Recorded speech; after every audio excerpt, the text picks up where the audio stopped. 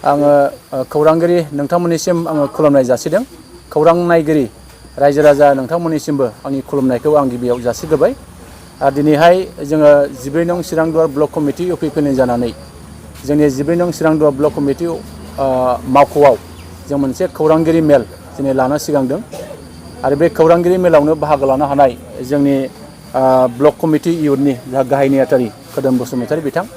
आरो बाहायनो बाहागो लानो हानाय ब्लक कमिटिनि जा गुबुन गुबुन बिबाना थानाय मावथि बिथांमोन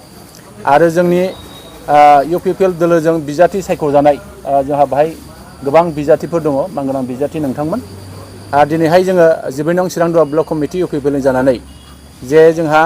गाबोन थामहिनबा 28 मे 2023 इं अक्ट'खालि रुनिकाटा सान्थिपुर समबाय समितिनि मोनसे बिसायख'थि जानो थांगासिनो दङ। बे बिसायख'थिखौ लानानै जोङो 12 नं चिरांदुवार ब्लक कमिटि इउपिपिएलआ मोनसे खौरां मेल जोङो लादों आरो बे खौरांगिरिनि मेल लानायनि गुबै थांखिया बेनो जे जोंहा रुनिकाटा सान्थिपुर समबाय समितिया 1973 मायथाइनिफ्राय 2023 इं मायथाइसिम 50 बोसोर मोनसे गोलाव समनि बे समबाय समितिया दिनै जोंजों गायसनजानानै दङ आरो बिनि गेजेराव जोङो दिनैहाय नैबे रुनिकाटा सान्थिपुर समबाय समितिनि बिसायख'थि बे बिसायख'थिया गाबोननो जोंहा जानो थांगासिनो दङ। दा बे बिसायख'थियाव जोङो जोंनि 12 नं चिरांदुवार ब्लक कमिटि इउपिपिएलनि गेजेरजों सायख'जानाय जे बिजाथि बिथांमोन बे बिथांमोनखौ जोंहा देरहासार खालामनांगौनि थाखाय जों दिनै रायजोफोरनिसिम मोनसे जोङो खावलायनो लुबैदों। दा जोङो थांनाय 18 मे 2023 इं अक्ट'खालि जोंनि रुनिकाटा सान्थिपुर समबाय समितिनि जे मोनसे नमिनेसन जे होनाय बे नमिनेसन होनाय सानखालि जोंनि इउपिपिएल दोलोजों सायख'जानाय जे बिजाथि बिथांमोनखौ जोङो सा 15 जन जोङो बिजाथि जोङो नमिनेसन जों गथाय होनाय जादों। दा बिनि गेजेराव जोंहा सासे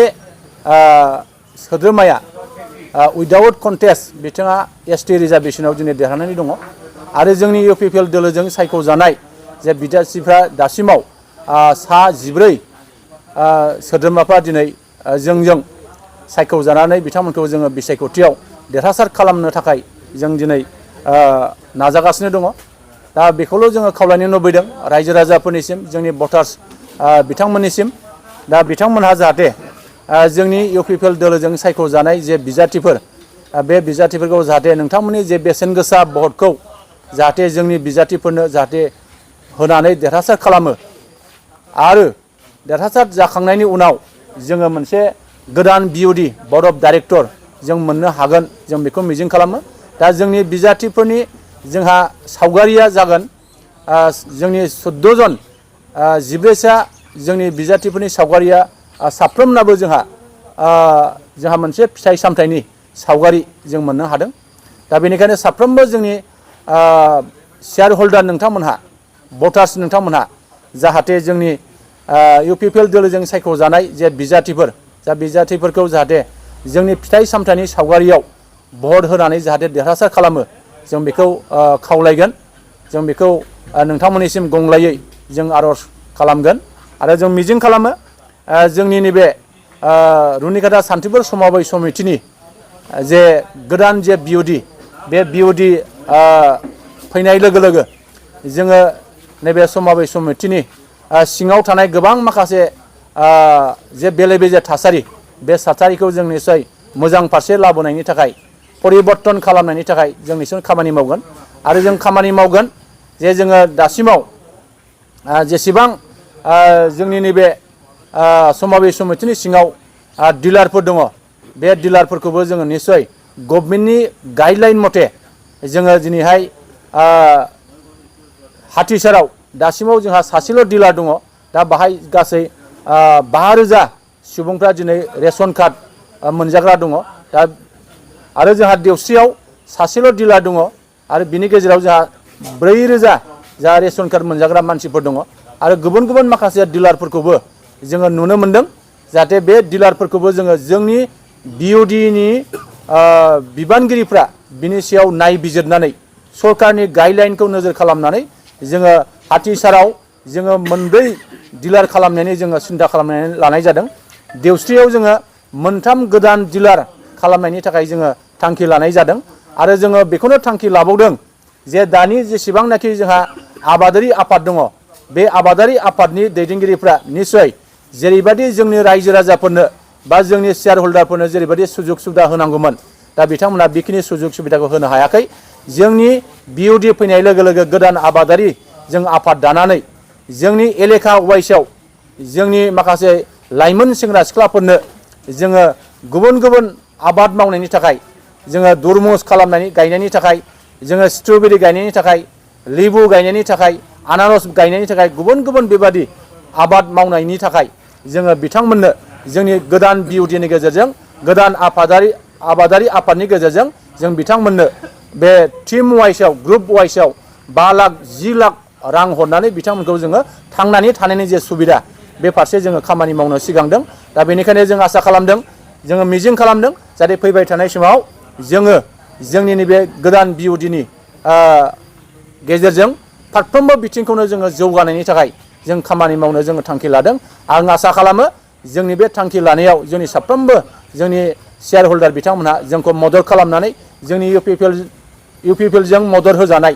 जोंनि बिजाथिफोरखौ जोंनि बे फिथाइ सामथाइनि सावगारियाव भट होनानै जाहाथे देरहासार खालामगोन आं बेखिनि बाथ्राखौ रायजो राजाफोरनिसिम बा शेयार हल्डार नोंथांमोननिसिम आङो गुरैयै खावलायबाय आरो आं आसा खालामो गाबोन फुंनि गेजेरावनो जोंहा एनुवेल जेनेरेल मिटिङा जागोन 9 रिंगानिफ्राय बियो जागायगोन बेहाय साफ्रोमबो जोंनि शेयार हल्डार नोंथांमोना जाहाथे बाहागो लाफैयो बेखौबो आं खावलायबाय आरो जोंहा नैबे एजिएम मिटिं जोबखांनायनि उनाव 10:30 रिंगानिफ्राय बा 11 रिंगानिफ्राय जोंनि जे भट होनाय बे भट होनाया जागायगोन दा बेनिखायनो साफ्रोमबो जोंनि शेयार हल्डार नोंथांमोनखौ जाहाथे गाबोन फुंनि गेजेराव नैबे रुनिखाता सान्थिपुर समाज समितिनि जे मावख'आव फैनानै जाहाथे गाव गावनि बेसेन गोसा भटखौ होफैगोन बेखौ आं खावलायगोन आरो भट होनो फैनाय समाव जाहाथे नोंथांमोना गाव गावनि जेखिनि भटार card PAN card Aadhaar card नङाबा गाव गावनि शेयार हल्डार बे कार्डखौ लाबोफानानै जाहाथे नोंथांनि बेसेन गोसा भटखौ जाहाथे जोंनि इउपिपिएलजों सायख'जानाय बिजाथि बिथांमोनखौ जाहाथे भट होनानै देरहासार खालामनानै गोदान बिउडि जों खालामनो हाथों आं बेखिनिखौनो आङो रायजो राजाफोरनिसिम गुरैयै खावलायनायखौ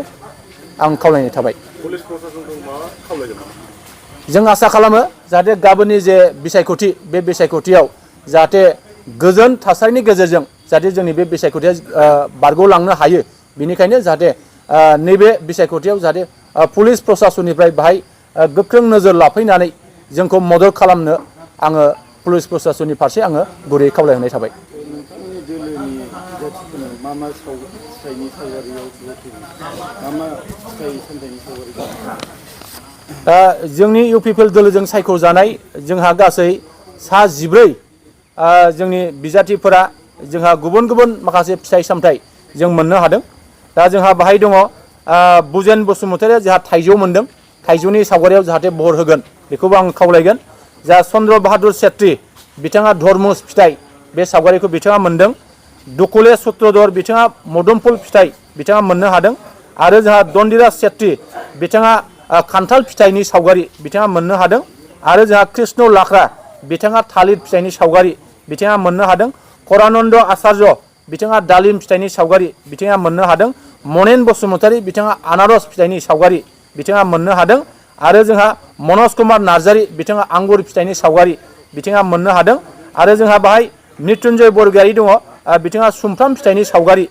बिथाङा मोननो हादों मलाखि बसुमतारी बिथाङा नारें जुम्ब्रा सावगारिनि बिथाङा मोननो हादों आरो जोंहा बाहाय पुर्णकान्त दैमारी बिथाङा मा होनो नारेंखल फिथाइनि सावगारि बिथाङा मोननो हादों आरो जोंहा रनेन बसुमतारी बिथाङा जोंहा